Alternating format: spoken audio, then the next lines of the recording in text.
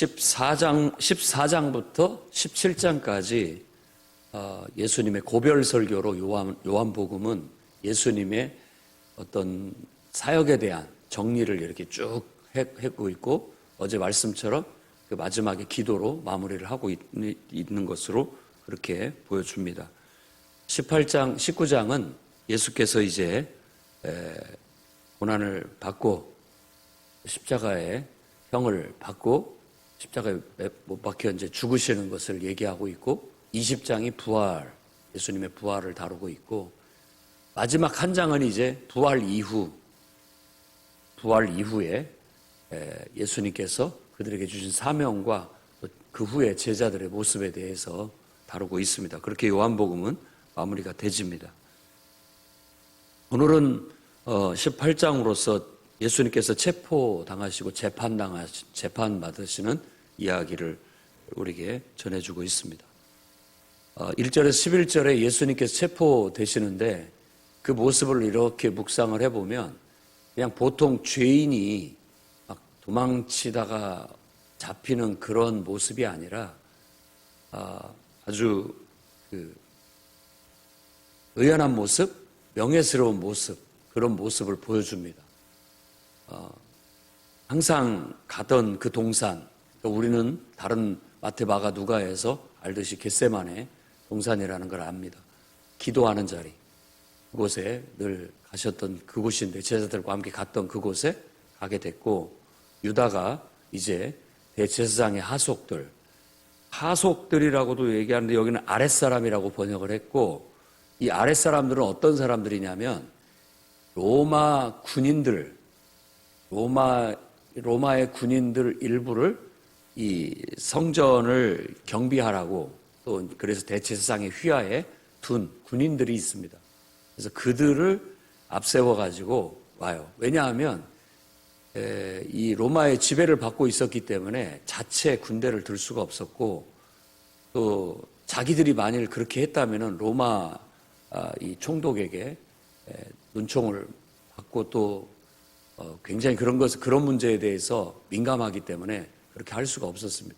이런 일들을 하려면 항상 로마 군인들을 앞세워 가지고 하는 것이 가장 정당하고 떳떳하고 당당하게 할 수 있었던 일이기 때문에 그 군인들을 보내는 겁니다. 예수를 잡는 데 있어서. 그리고 횃불을 들고 무기를 들고 와서 예수님을 잡으러 의기양양하게 왔습니다. 그럴 때 예수님께서 나가서 누구를 찾느냐라고 물으니까 나사렛 예수다 라고, 내가 바로 그다 라고 그렇게 말하자 이 사람들이 예수님 앞에 몇 발짝 뒤로 물러나더니만 엎드려 절했다라고 그렇게 얘기를 하고 있는 거예요. 그러니까 강도를 잡는 데라든지 죄인을 잡는 데는 이런 일들이 일어날 수가 없죠. 죄인을 잡으러 왔는데 그 잡으러 온 사람들이 오히려 그 앞에 절을 하고, 너희가 누구를 찾느냐? 예수다, 내가 그다 하니까 나는 잡아가되 나와 함께한 이 제자들은 보내줘라 하고 예수께서 그렇게 말씀하시고 이제 체포돼서 가게 됐다라는 것인데, 그 과정 속에서 베드로가 앞장서서 칼을 빼서 그 사람 하나 귀를 잘랐는데 그 사람이 말고였다고 이름을 밝히고 있고, 또 요한은 바로 그 사람이 베드로였다고, 귀 자른 사람이 베드로였다고 그렇게 우리에게 말해주고 있습니다. 주님은 칼은 칼집에 꽂아라. 하나님께서 주신 잔을 내가 마시지 않겠느냐?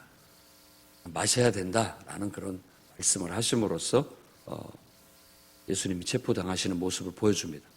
그래서 우리가 늘 하나님 뜻대로, 하나님 말씀대로 이 모든 것들이 하나님 말씀을 응하게 해야 된다라는 표현이 28장에도 한 3번 정도 나옵니다. 말씀을 응하게 하려고 하는 것이다 라는 거. 그러니까 우리 그리스도인의 삶은 항상 하나님의 말씀을 이루는, 응하게 하는, 말씀대로 산다는 것이 바로 그와 같은 의미라고 볼 수 있습니다.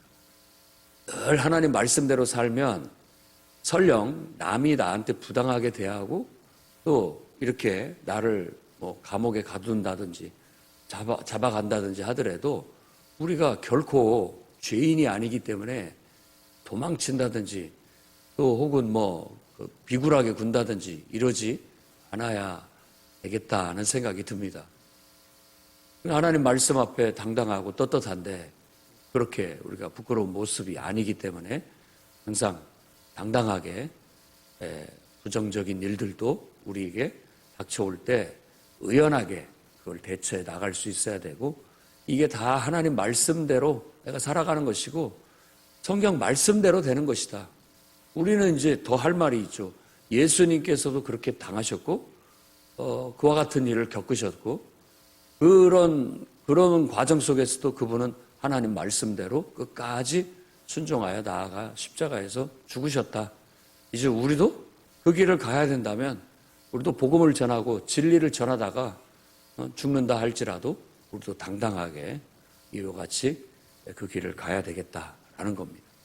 그리고 우리 마음속에서는 똑같이 나한테 칼을 들고 오면 나도 칼을 들고 맞서고 싶은 그런 마음이 있지만 그건 세상적인 생각이라는 것을 다시 한번 우리 깨우치고 있는 겁니다. 남이 나한테 나쁘게 나 똑같이 해주지. 이것은 세상적인 논리예요. 우리는 똑같이 해주라고 주님이 말할 때까지 기다려야 됩니다. 그러니까 칼을 쓰고 안 쓰고의 문제를 단지 그냥 그것이 하나님 뜻이다라고 잡을 것이 아니라 하나님께서 내게 뭐라고 말씀하셨는지가 더 중요한 문제인 것이죠. 그래서 가끔 이제 하나님의 다양성에 우리가 혼란을 겪을 때가 많습니다. 아니 누구에게는 칼을 들고 싸우라고 하시고 누구에게는 칼을 칼집에 꽂으라고 하시고, 그래서 우리가 생각할 때 하나님의 다양성을 좀 인지를 할 필요가 있고 인정을 할 필요가 있습니다. 그래서 누군가가 나하고 전혀 다른 방향으로 사역을 하고 있을 때 그 사람을 향해서 정죄하고 왜 하나님 뜻대로 하지 않느냐라고 그렇게 말을 하는 경우가 있는데 그것도 우리가 교만한 것일 수가 있다라는 겁니다. 왜냐하면 하나님은 그 사람에게 그런 말씀을 주셨기에 그 사람은 그 하나님 말씀을 순종하기 위해서 그렇게 하고 있을 수도 있다라는 점을 우리가 너무 쉽게 간과하면 안 된다라는 겁니다. 저 사람은 나름대로 하나님께서 주신 말씀이 있는가 보구나. 그 사람 할 일이에요. 하지만 나도 그럼 똑같이 해야지가 아니라 나는 나에게 주신 하나님의 말씀이 있는 거예요. 나에게 주신 하나님 말씀. 그걸 가지고 사역을 하고 사명을 감당해 나아가야 된다라는 겁니다. 그랬을 때 우리가 서로의 사역에 대해서 비난하지 않고 서로의 하는 일에 대해서 섣불리 정죄하지 않고 또 그런 입장도 못 된다는 걸 알아야 되고, 그렇게 내 머릿속이 돌아간다는 것은 내가 어느 정도 교만하다 그런 생각을 가져야 됩니다. 그걸 내려놓고 그 사람은 하나님이 알아서 하시겠지 라고 생각을 해야 되고요. 나는 내가 지금 하나님 말씀 앞에 하나님 말씀대로 내가 똑바로 살아가느냐 여기에 더 중점을 두고 해 나가야 됩니다. 우리가 남 잘못하고 잘하고에 대해서 많이 참견하고 이렇게 하지만 사실은 주제넘는 경우가 많고 오히려 하나님이 알아서 하도록 내버려 둬야 되고요. 왜 우리가 나서느냐? 하나님을 믿지 못하기 때문에, 혹은 또 우리가 너무 성질이 급해서, 또 한면은 내가 너무 교만해서 그럴 수 있습니다. 충분히. 다만 내가 기도하고 나아가는 데 있어서 내게 하나님이 말씀하신 거라면, 야, 저건 내가 보기 싫으니 네가 가서 그거에 대해서 잘못된 것을 지적해줘라 라고 말했을 때 우리는 이제 미움을 받을 각오, 또 욕을 먹을 각오, 그리고 또 갈등할 수 있는 충분한 각오를 가지고 가서 하나님 말씀을 전해야 됩니다. 내 말이 아니라 하나님 말씀을. 그러면 그 사람이 듣든지 안 듣든지 이제 그 사람 몫이에요. 내 말을 안 들었다고 해서 미워할 것도 없고 내 말을 들었다고 해서 좋아할 것도 없습니다. 그건 내 말이 아니니까. 사람은 거부할 수 있고 사람에 대해서는 뭐 이렇게 저렇게 대하는 거 별 큰 문제가 아닙니다. 나를 미워하고 나를 뭐 나하고 갈등하고 이런 건 큰 문제가 아니에요. 근데 그게 하나님의 말씀인데 하나님의 말씀을 거부하고 하나님 말씀을 불순종한다는 것은 이제 하나님께 그 문제는 넘겨져 버린 것이기 때문에 하나님께 맡기는 것이에요. 그래서 그런 말을 했다고 미웁지도, 그런 말을 들었다고 해서 좋아할 것도 없고 그냥 나는 할 말을 했을 뿐이고 그걸 듣고 안 듣고는 그 사람 몫이니까 그건 이제 나하고의 관계가 아니라 하나님과의 관계이기 때문에 그렇게 분명하게 대할 수 있어야 됩니다. 그러면은 우리가 더 온전한 데 나아갈 수 있게 되는 것이죠. 칼을 칼집에 꽂으라. 이런 말씀 속에서는 지금 주님이 네가 하는 행동이 하나님의 말씀을 쫓아가는 나에게 도움이 되지 않는다. 예수님이 12 제자들이나 70인의 전도대를 보낼 때에도 어떨 때는 아무것도 가지지 마라. 칼도 가지지 마라. 아무것도 대비하지 마라라고 했지만 이제 주님이 이렇게 십자가에 죽을 때에 주신 교훈은 이제 준비해라. 어떤 만반의 준비를 해야 될 때가 있고 하나님의 말씀이 그래요. 주어질 때가 있고 어쩔 때는 아닌 경우가 있는 거예요. 여기서는 하나님 말씀, 하나님의 뜻 앞에서 내가 사랑하는 스승이, 내가 아끼는 스승이 지금 불안당들한테, 불의한 자들한테 잡혀가는데 내가 가만히 있을 수 있느냐? 베드로의 마음은 정의롭고 또 아주 훌륭한 마음입니다. 나쁜 마음이 아니에요. 굉장히 정의롭고 훌륭하고 스승을 사랑하고 누구보다도 자기 목숨을 아끼지 않고 스승을 위해서, 주님을 위해서 내놓으려고 했지만 그 열심마저도 때로는 그 열심이 하나님의 말씀을 오히려 거스르는 것이 될 수도 있다는 것을 이 말씀 속에서 우리가 읽어낼 수가 있는 겁니다. 늘 기도하면서 정말 이게 하나님이 기뻐하시는 것인가? 하나님께서 내게 주신 말씀은 무엇인가? 이걸 붙잡고 우리가 행동할 때 나도 나를 판단할 것 없는 그냥 깨끗한 삶을 살 수가 있습니다. 안정하게. 누가 뭐라고 하든 그거 중요한 게 아니에요. 하나님께서 내게 주신 말씀이 있기 때문에 나는 그 말씀을 따라가고 있어서 때로는 사람들이 이해하지 못해서 그걸로 인해서 나를 비난하고 욕한다 할지라도 예수님처럼 의연하게 그 길을 갈 수 있어야 됩니다.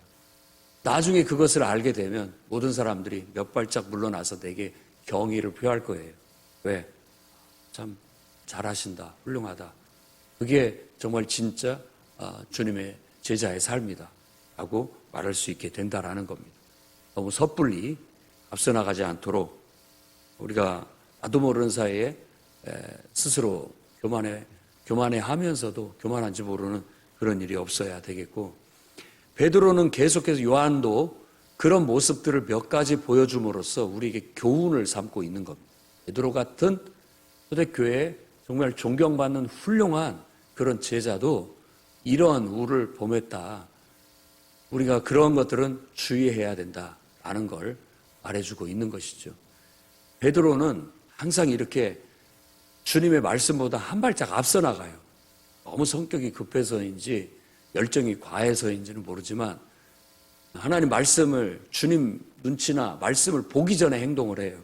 그래서 그걸로 인해서 몇 번 책망을 받았고, 특히 요한이 강조한 것처럼 예수님이 발을 씻길 때 제 발을 씻을 수 없습니다 라고 그렇게 말할 때 허락해라, 더 이상 사양하지 말고 허락하라 라고 그렇게 얘기하고, 그럼 너하고 나하고 무슨 상관이냐 도대체 라고 그렇게 얘기했을 때 그 즉시 내 발뿐만 아니라 온몸까지도 씻어달라고 그렇게 돌이킨 것을 말씀하고 있는데, 그 말씀 속에서도 우리가 많은 교훈들을 깨달을 수가 있습니다. 우리의 모습이에요. 베드로의 모습이 우리의 모습. 가만히 보면은 예수님하고 베드로의 대화 속에서 베드로는 항상 옳은 것, 선하고 좋은 입장에 항상 서요. 옳고 선하고 좋은 입장에 항상 선다고요.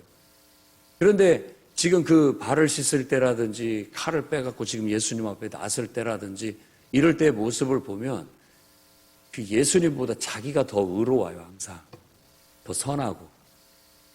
그래서 왜 예수님이 이렇게 하십니까?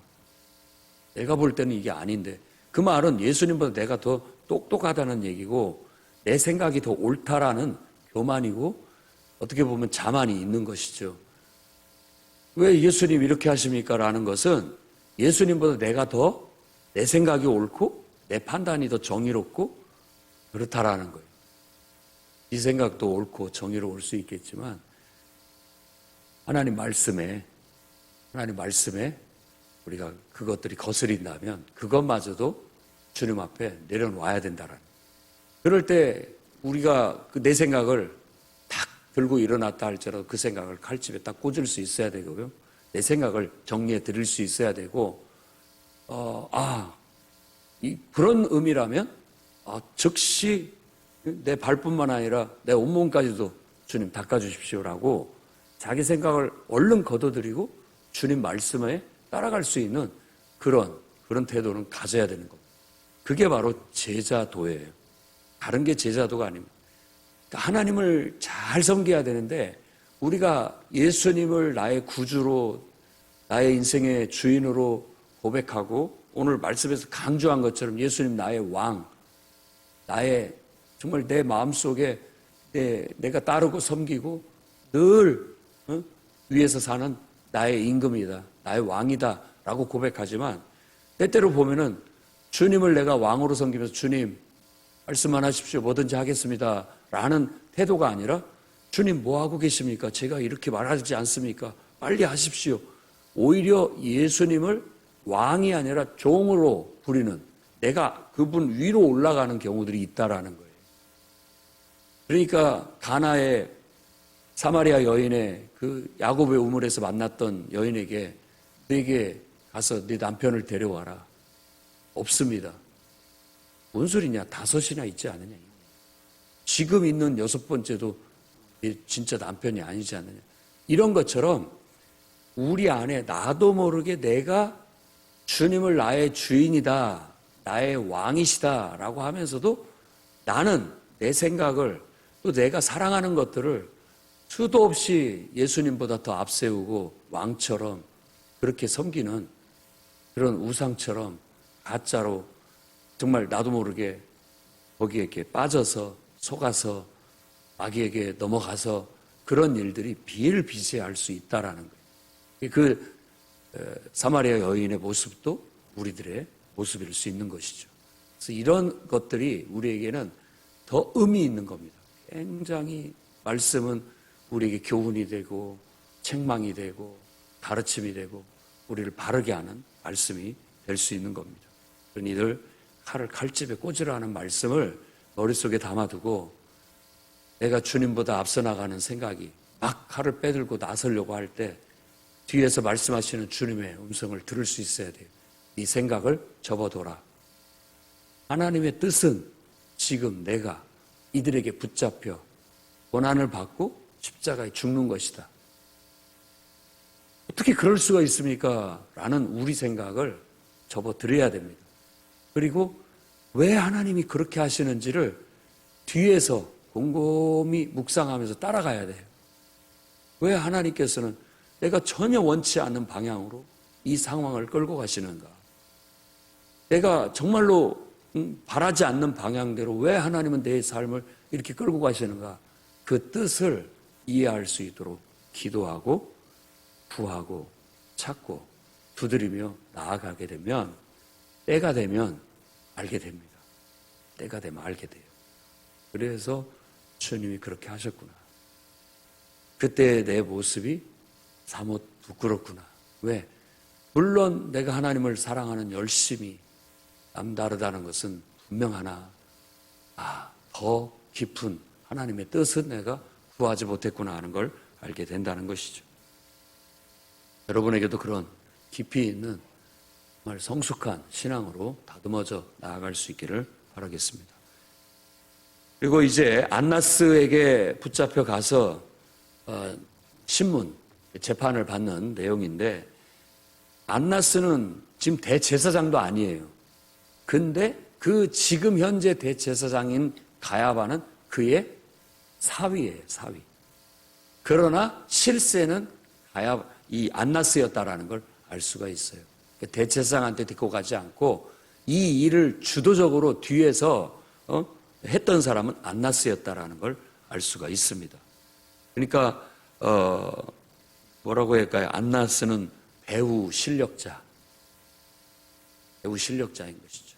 실제 대제사장 가야바는 있는데 그 사람을 앞세워서 뒤에서 지금 그 대제사장의 어떤 권력과 어떤 그런 모든 자기들의 기득권을 지키는 데 있어서 가장 큰 실력을 행사하고 있는 사람은 안나스였다라는 걸 요한은 말하고 있는 겁니다. 실제로 보면 역사 속에 이 사람의 인물에는 나오고 있고요.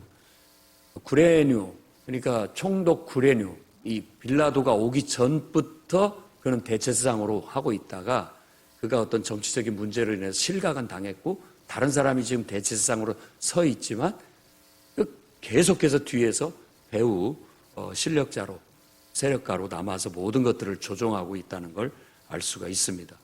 그의 5명의 아들들도 대제사장을 다 거칩니다. 그러니까 아주 실력 있는 막강, 요즘으로 말하자면 정치에 굉장히 세력을 딱 잡고 뒤에서 움직이는 실력가라는 걸 알 수 있어요. 그를 데려다가 예수님께 묻습니다. 예수님의 제자들에 대해서 그리고 그의 가르침에 대해서 문제를 삼고 그거에 대해서 얘기를 합니다. 그때 주님은 지금 말하라고 하는데 내가 말할 게 뭐냐, 내 말이 중요하냐, 다른 사람한테 물어봐라. 내가 뭐 대놓고 가르쳤고 대놓고 얘기했는데 모르는 사람 하나도 없다. 지금 당신도 몰라서 묻는 게 아니다. 몰라서 묻는 게 아니다. 알면서 묻고 있는 것이다. 라고 그렇게 얘기하는 겁니다. 왜 알면서 묻고 있느냐? 그것을 트집을 잡아 그걸 죄목으로 씌우고 나를 죽이려고 하고 있다라는 것을 그렇게 얘기하고 있는 것이죠. 이 사람이라는 게요, 똑같은 모습을 보고도 그 사람을 악의적으로 대하면은 다 죄인으로 만들 수가 있고요. 선으로 만들면 죄인도 죄인이 아니게 말할 수 있습니다. 우리는 뉴스에서 수도 없이 정치인들이 그렇게 말하는 걸 듣습니다. 이 사람이 얼마나 악한지 몰라요. 그래서 사람한테 신뢰를 두고 기준을 두는 것은 어리석어요. 바닷물에 밀려 요동하는 배와 같아요. 사람은 믿을 수가 없습니다. 절대적인 것은 하나님 말씀이고 하나님 말씀의 기준을 두고 거기에 딱 정박해야지, 그렇지 않으면 이 사람 말하면 이렇게 휩쓸리고 저 사람 말하면 저렇게 휩쓸리고 뭐가 옳은지도 몰라요. 그냥 내가 이 편이냐 저 편이냐가 중요하지 옳고 그름은 중요하지가 않은 듯 보이는 경우가 많아요. 그게 정치예요. 우리 종교인들이 혹은 하나님을 섬긴다고 하면서 이 대제사장의 장인 안나스처럼 정치적인 그런 어떤 목적에, 정치적인 관점에 우리 신앙을 갖다 둬버리면 신앙은 정치의 하수인이 돼버리는 겁니다. 그래서 칼을 칼집에 꽂아야 되는 겁니다.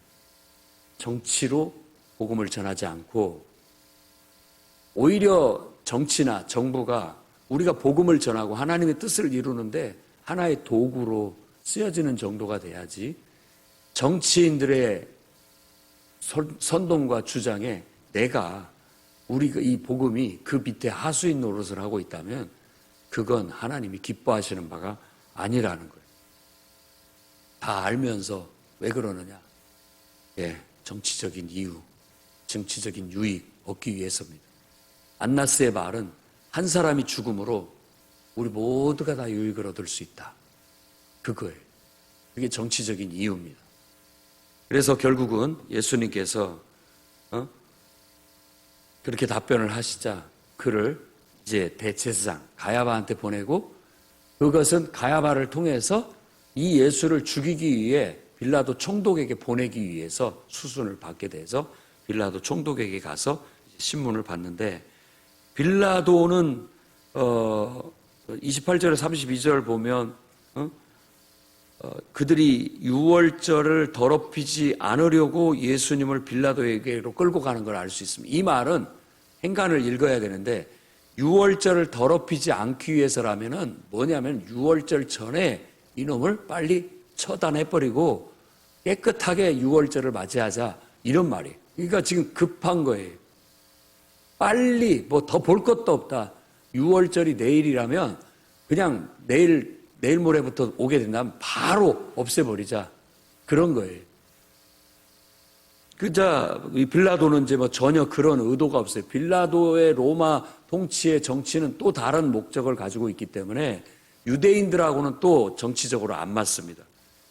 그러니까 이 빌라도는 무슨 일로 이 사람을 고박하느냐. 이 사람이 아주 흉악한 우리에게는 아주 행악자다라고 얘기해요.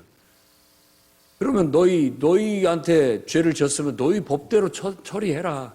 그랬더니 이 사람을 죽이고 싶은데 우리한테는 죽일 권한이 없다. 죽여달라. 지금 그렇게 말하고 있는 겁니다. 빌라도의 재판이 시작됐고 그럼 네가 유대인의 왕이냐? 물어볼 것도 없어요. 네가 유대인의 왕이냐? 너를 그렇게 고발을 하는데 그러니까 말하자면 그들이 말하는 거짓 그리스도라는 것으로 고소를 한 겁니다. 그게 네 말이냐 아니면 사람들한테 들은 말이냐. 이게 사람들한테 듣고 한 말이라는 거죠. 자기 확신도 없이 하는 말이에요. 이건 분명 자기 확신이 있어서 하는 말이 아니라 사람들한테 그냥 주워 듣고 하는 소리일 뿐인 거예요. 자기 말도 아니에요. 그냥 사람의 말인 것이죠. 그 말을 가지고 자기 말처럼 하는 거라든지 이런 것들은 우리가 걸러내야 되고 주의를 해야 할 겁니다. 우리도 여러분 주위에 많은 사람들의 말이 있습니다. 그런다고 해서 그 말을 다 전달하고 살지는 않습니다. 왜? 내가 내 중심으로 그것이 하나님 뜻에 합당한지 이게 그 말이 하나님께로부터 온 말인지를 분별할 줄 알기 때문에 그래요. 세상 사람들은 그렇게 하나님의 뜻 안에서 분별하려고 하지 않습니다. 그냥 자기 인기 위주로 그런 말들을 섣불리 전달하거나 반발을 하게 되는 겁니다. 빌라도의 재판 속에서 우리가 읽어낼 수 있는 것은 아니 정의로운 재판을 하는데 이 재판이 정치적으로 왜곡되고 유익을 얻기 위한 자기한테 이익되는 대로 판결을 내리고 또 자기에게 인기 있는 쪽으로 판결을 내리려고 한다라는 거예요. 이런 것들이 우리 안에 있게 되면 결국은 우리는 하나님의 뜻에 진리에 접근하지 못하고 진리를 보지도 발견하지도 그 진리를 따르지도 못하게 되는 거예요. 그래서 요한복음은 예수님과 이 빌라도의 대화 속에서 진리를 아는 자는 내 말을 듣는다. 근데 진리를 모르는 사람들은 내 말을 듣지 않는다. 이런 얘기를 하고 빌라도는 도대체 진리가 뭐냐라는 물음과 함께 이 사람은 죄가 없다. 이렇게 판결을 내리게 되는 그런 이야기로 이끌어 갑니다.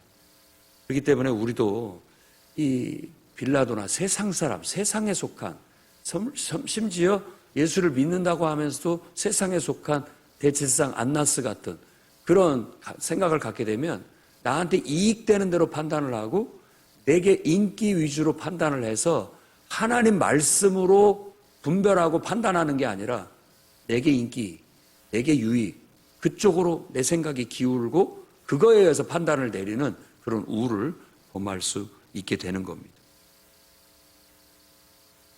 네 말처럼 내가 왕이다. 내 왕이다. 그렇지만 내 나라는 이 땅에 속한 게 아니다. 여기에 속한 게 아니다. 그렇기 때문에 너한테나 로마 정부한테 위해될 거 없다. 이런 말입니다. 그러니까 우리가 세상에 통치자가 있지만 우리는 우리가 섬기는 왕이 있다라고 말하는데 오해하지 마라. 이건 온 우주의 왕이신 하나님을 우리가 왕이라고 말하는 거고 이 나라를 통치하는 정부를 우리가 부정하거나 그 정부를 완전히 이렇게 거스리거나 그런 것이 아니다. 우리가 들을 건 다 듣지만 어떤 의미에서는 우리는 하나님을 섬기고 하나님 뜻대로 그 하나님의 뜻과 말씀 안에서 정부를 사랑하고 국가를 사랑하고 국가에 하는 모든 정책들을 분별하고 순종하고 따른다. 이런 얘기를 이와 같이 하고 있다라는 거죠. 우리가 그런 정신 속에서 국가를 위해서 기도하고 나아가는 거예요. 그것이 질서가 잡히지 않으면 우리가 진리를 따른 것이 아니라 결국은 세상을 따르는 것이 되기 때문에 주의를 해야 되겠습니다. 주님은 진리가 무엇이냐라는 그 빌라도의 답변은 여러 의미를 우리에게 둡니다. 우리가 진리를 쫓아가고 있는가 한번 생각해 봐야 되겠고, 진리이신 하나님, 성육신하신 하나님 예수 그리스도, 그리고 우리에게 보혜사로 찾아오신 성령, 성령의 음성에 늘 귀 기울이고 있고 그분을 진리로 받아들이고 그분 안에서 삶의 의미와 가치를 찾고 그분을 따르고 있고 추구하고 있고 최고로 여기고 있고 쫓아가고 있느냐, 이런 걸 늘 우리한테도 질문하고 그걸 따라가야 되겠고, 세상적인 관점을 가지고 자기 이익, 자기 인기, 어떤 그런 쪽에 편승하게 되면 진리는 깨달을래야 깨달을 수가 없고 알래야 알 수가 없고 진리를 따른 것이 아니라는 것을 여기서도 다시 한번 강조해주고 있는 겁니다. 여러분들도 정말 늘 세상의 풍파, 유혹, 사람의 생각, 또 끊임없이 나한테도 들려오는 여러 가지 이야기가 많은 말들이 있지만 그 속에서 진리를 분간하고 주님의 음성을 듣고 그 주님의 음성을 갖고 판단하고 그 주님의 음성을 가지고 여러분 나아가시기를 바랍니다. 그러면 흔들리지 않을 겁니다. 빌라도는 분명하게 이 사람한테는 죄가 없다. 야, 6월절 특사가 있는데 이 사람들 너희들이 원한다면 난 풀어주고 싶다. 그랬더니 발끈하면서 뭔 소리입니까? 안 됩니다. 이 사람 말고 차라리 바라바를 주십시오. 그 사람을 풀어주고 이 사람은 죽여달라고 요구하고 있다라는 것. 좀 아이러니하죠. 로마의 총독은 죄가 없다고 말하는데 같은 동족이면서 똑같이 하나님을 섬기는 이 안나스 일당들은 이 사람을 죽여달라고 하니 아이러니합니다. 우리 모습 속에 이런 요소들이 있지 않는가 오늘 또 돌아보고 정말 여러분들이나 저나 진리를 쫓아나가는 훌륭한 주님의 제자들이 다 되기를 바랍니다.